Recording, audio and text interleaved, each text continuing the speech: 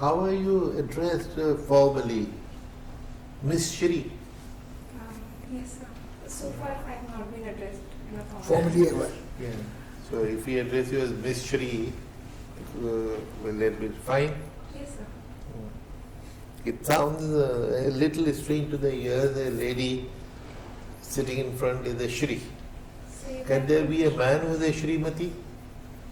So if they are named so, but Shrimati is generally a honorific, not a last name, and Shri is my last name. All right. So you're fond of poetry, short stories, you're a very literary person, fiction, non-fiction. So which are your favorite short stories? And who is the writer? Sir, I have mostly enjoyed short stories by Jeffrey Archer, sir. And there are many, but the names. And Hindi? Sir, Hindi, I have not read many, but I liked Premchandji's stories. Premchand, almost 100 years ago, you have no other favorite? Sir, I mostly read in English. Mostly read in English. All right. And you are also a swimmer? Yes, sir. Okay.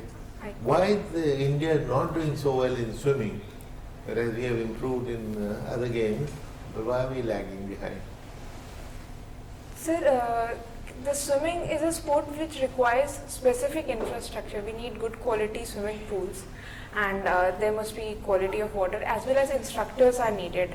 Sports like running can be self-taught because you only need shoes and a track to an extent, not the competitive level, but for swimming even basics require an instructor, and those are things that are difficult to come by in various regions, and especially in tier 2 and tier 3 cities, sir, mostly even swimming pools are not available. So that is a reason that a lot of the talent just goes unnoticed. Have you seen or have you heard of youngsters jumping from Jamuna Bridge into the Jamuna at a very young age? So don't you think they are potential champions?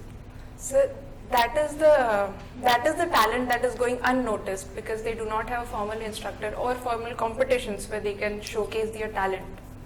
So, have you heard of Khajan Singh? Sir, I'm afraid I can't. He is an international award-winning swimmer from India who learned his swimming in Gang Maharaj ka talab near Gulir ka. So what the chairperson is asking you is that there are so many riparian villages, there are so many coastline communities, people learn swimming without swimming pools.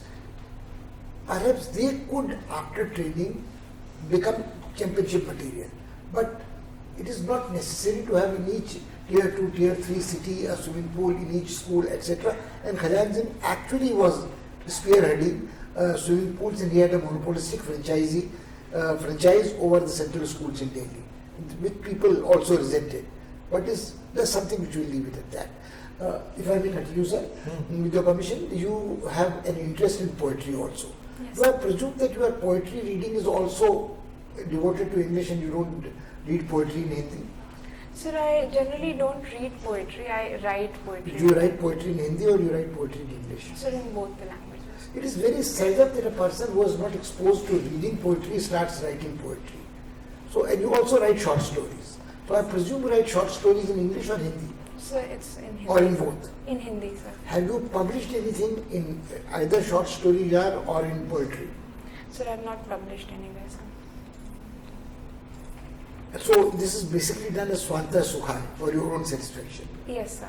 Are you sort of sensitive to formal structure of poetry, meter, rhyme, or you do in blank verse, whatever comes and say that this is my poetry? Sir, I have been trying to learn the meter that is used in Urdu poetry, but so far But I have Urdu not. poetry I've not is a been. different thing altogether. Yes, Do you know the difference between a ghazal and a rubai and a nazm? Sir, these are the technicalities that I have been trying to learn, but so far. But they are not very intricate technicalities. There are just three forms I have mentioned: a rubai and a nazm and a ghazal, and all of them are not very difficult to. I mean, it is difficult to master the vocabulary and master the style and develop your own voice. But these intricacies are not. All right, we move over from this hobbies to your academic training, you have passed your BS in Economic Sciences and MS also from IIT Kanpur.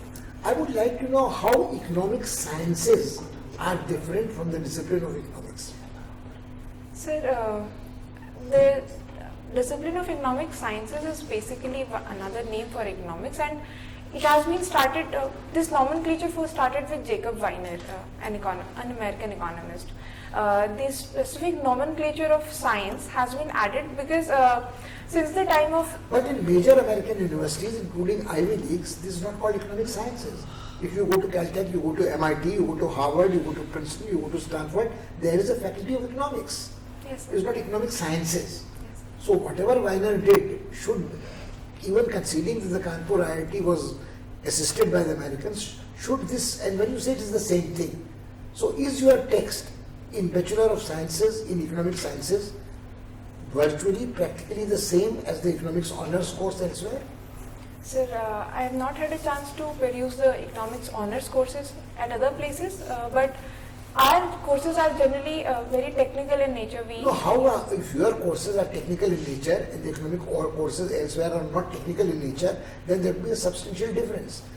Have you come across a book, Samuelson's Economics? Yes, sir. Did you use it? Yes, sir. Would you give me the name of a book which discusses the technical aspects only of economics which you did, which you studied? Sir, this book, Samuelson, Hall-Varian, these are the books that use a technical approach in the sense that the sciences aspect Jacob Weiner and even J.S. Mill started is because they borrow the graphical approach and the equations-based approach from physics. But but most of the economics, contemporary economics, Yes, sir. econometrics, even the choice of techniques, welfare economics, is dealing with the highly mathematical approach to economics, even without them calling themselves economic sciences.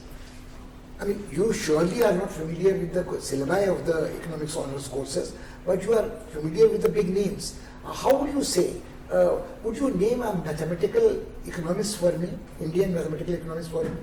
Sir, Gujarati, his last name is Gujarati. I think Damodar Gujarati, but I... Come on, that is quite shocking.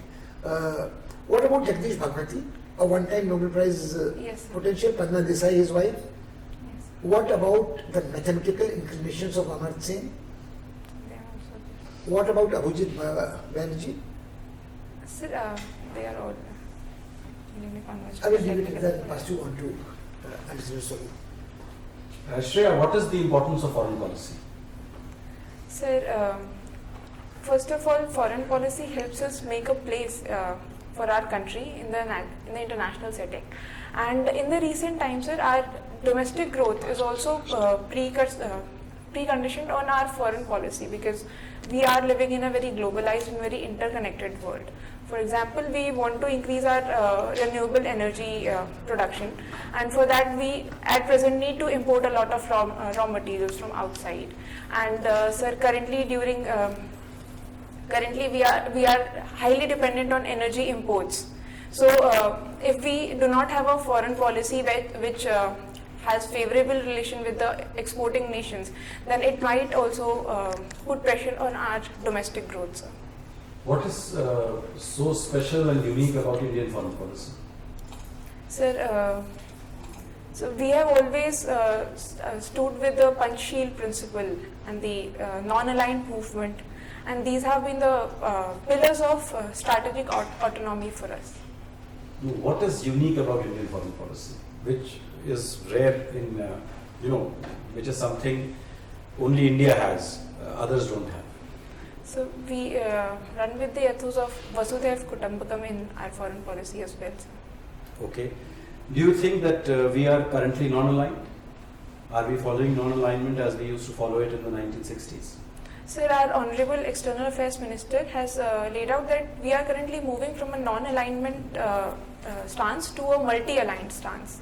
So we still do not take sides of any specific person, but we are engaged with all the sides, basically all the major blocs and different countries representing different ideologies.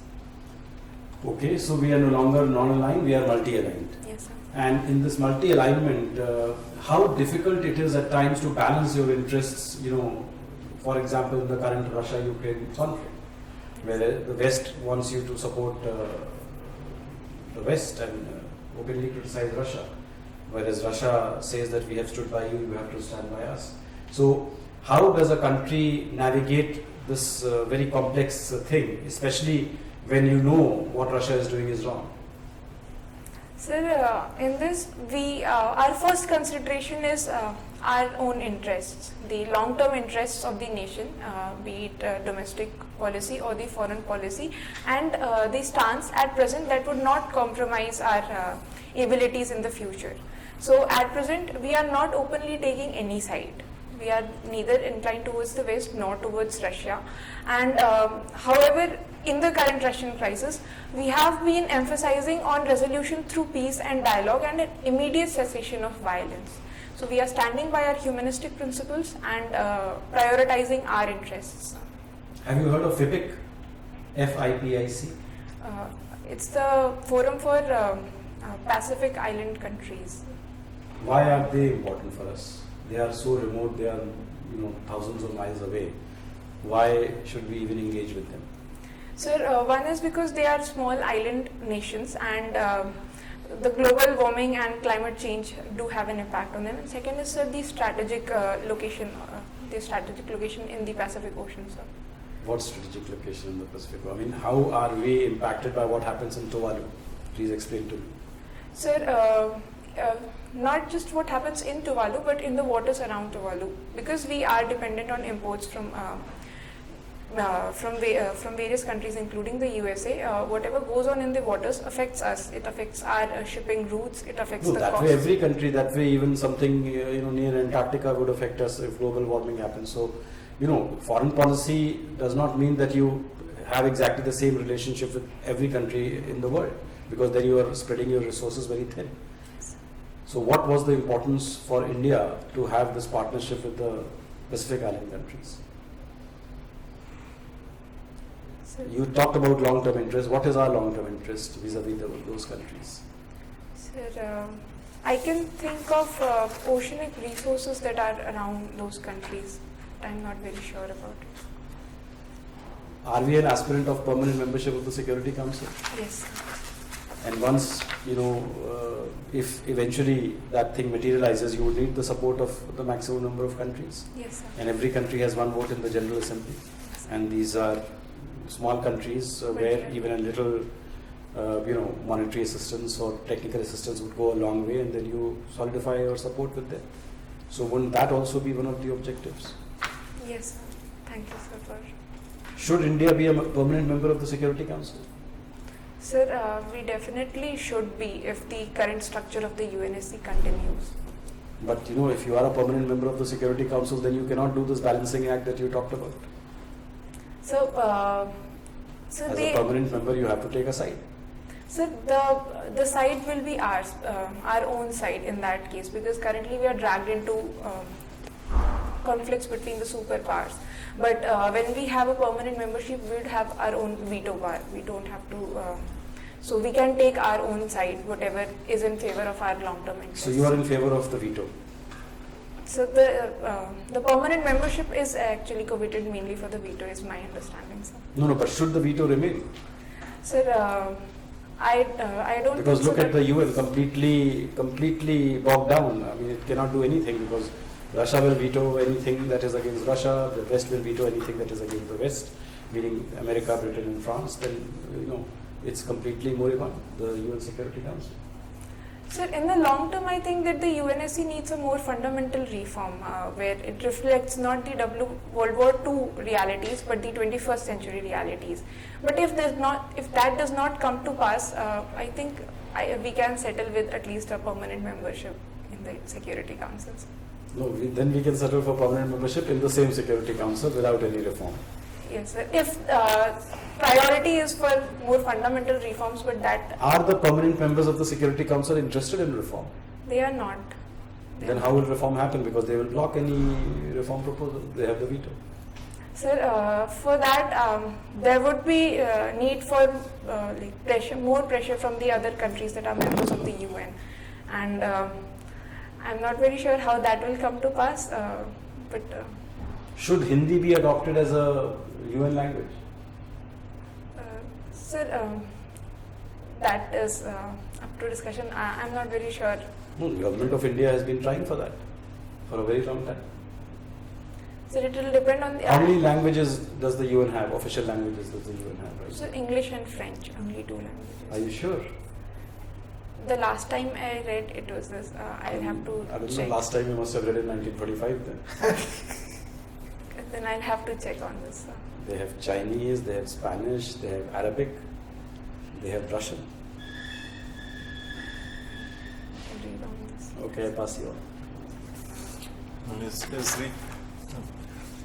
is an interesting thing that the Government of India, Finance Minister, the Home Minister, they kept talking about it by 2047 or the middle of this century, India will become probably the most important economic power. But then some economists think that due to some inherent weaknesses, India will be mired or bogged down in the mid-income country. So, which side do you subscribe to? Sir, 2047 is a long time away. We have at least 25 years till then. Currently, we are facing a middle income trap. However, structural reforms in the economy do have the potential to take us, to get us to the point where we are one of the major economic powers in the world. Which are the structural changes that you are proposing? Sir, the first structural change that is already going on is a push towards greater infrastructure and capital expenditure. Second would be, sir, ease of doing business as well as like low documentation requirement in almost every field that we are going through. Greater financial inclusion and skill development, sir, so that we move. You might have read about the latest sociological study that is quite alarming, that the youth in the recent times, they are suddenly losing interest in the jobs because it's very frustrating looking for the jobs, the first thing. Second thing is that it's also been premised that the so-called demographic dividend, India is not in a position to exploit that. And after a few decades time, again by 2040s, the demographic dividend will start evaporating. So we would have an aging population without having gone beyond the mid-income trap. How do you look at this scenario? So currently we are working towards greater skill development and so that like the current tendency of not looking for jobs but rather a job creating tendency is seen. We are seeing greater entrepreneurship. That is one part, and this push towards an entrepreneurship and skill development would also help us reap the demographic dividend. Currently, yes sir, we are lagging behind. We could have done much more until the current point, but going forward, we are working towards reaping our demographic dividend, and by the time our population becomes aging, it is projected after 2050, if I remember correctly. I think we will be in a position of leaving the middle income trap as well. I admire your the optimistic spirit. The one last question. You are from Jabalpur. Jabalpur is considered to be the cultural literary capital of Madhya Pradesh. And the moment I talk about literary capital, it's the Hindi literature. How possibly could you miss having read any prominent Hindi writer? The first thing. Second thing is that one Indian writer has made a great name for herself recently. She shares her second name with you. Who am I talking about? So you're talking about Geetanjali Shree. She has got the Booker, I think she's been longlisted for the Booker Prize. Shortlisted for the Booker Prize for her translation of a book, Ret Samadhi. Ret Samadhi is the name of her book that whose translation has been shortlisted for the Booker. Daisy Rockwell, the US writer, has translated her book as The Tomb of Sand, the Ret Samadhi. So have you read the Tomb of Sand or have you read the Ret Samadhi? So I only came across this book recently, so I have not had a chance to read it yet. So. You are not excited, not curious that she shares your second name, Geetanjali Shree, your Shreya Shree. Yes, So at least for that reason, another reason is that it's also being lauded as one of the very original and the very path-breaking writing. And one Hindi writer's translation getting nominated, shortlisted for the Booker International? Sir, I am excited, but so far I have been unable to find a time for this. I'll read it as soon as possible, sir. And poetry, which poet has inspired you most? Sir, I like poetry from various poets. For Dushyant Kumarji's poem. You write in English? Sir, in English and Hindi both. Okay. So Dushyant Kumar inspired you a lot. A couple of his poems, yes, sir. I read in a very scattered way when it comes to poetry, so I'm not read collectively. On the trot, if you were asked to recite one couplet of Dushyant Kumar, which one would you choose? Sir, right now, sir, हो गई है पीर पर्वत सी पिघलनी चाहिए, इस हिमालय से कोई गंगा निकलनी चाहिए, सिर्फ हंगामा खड़ा करना मेरा मकसद नहीं, कोशिश ये सर this line ये सूरत बदलनी चाहिए. That's very good. Thank you. By the way, this is the most favorite, the lines, usually the Nukkad Natak, whenever the people hold it, and usually they start with this recitation. Very good. Thank you. Your interview is over. Time for feedback. I think you are a very present candidate, but I do think that you need to work hard both on your core areas, economics, and also international relations. And I think also the hobbies, when he says this is the oft-quoted line, which means it is a clichatic response to an answer, you could have come to a different Dushyant Kumar line, which shows your passion for poetry. And the moment you say, I do scattered reading, even Jeffrey Archer left me a little dissatisfied, because his novels have more of a readership than short stories. And then it's difficult to, I'll just request the... You have not read Mopasa? No, but we'll not get into that involved discussion now. That interview is over. What she has read or not read will have to be her business between. When is your interview? 17th May, sir. So the chairperson will Yes, you are a very good candidate, but you know, more than one of us, in fact all three of us asked you a question about short story. And your answer that you write poetry but you don't read poetry. It's quite strange and not acceptable.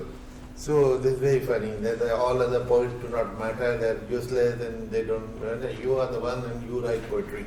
So that doesn't go very well. Secondly, you will be asked to name a few poets, you will be asked to recite something from there as happened. There you acquitted yourself well. So you need to brush up that. Also on fiction, non-fiction, on these hobbies, there are all panelists will have some questions to ask you. So you have to be more ingenious and find acceptable answers. Two things we advise everyone that one is your most questions are from DAF. So you have to read your DAF carefully and anticipate possible questions. Maybe 100 questions, maybe 110, 20 questions, possible questions, and find the answer. For instance, RBI, we did ask you on RBI policy challenge. RBI policy challenge, the moment we see the word RBI, we have 100 questions to ask you on RBI. What could they be? Anticipate and find the answer. That's one. Then, which newspaper do you read? Sir, Hindu, Indian Express, and Life Mint. And Mint. All three are very, very, very good. Do you take notes? Sir, yes, sir. Yes, 5 items minimum every day from the three of them, and keep on updating them. Do you have any question?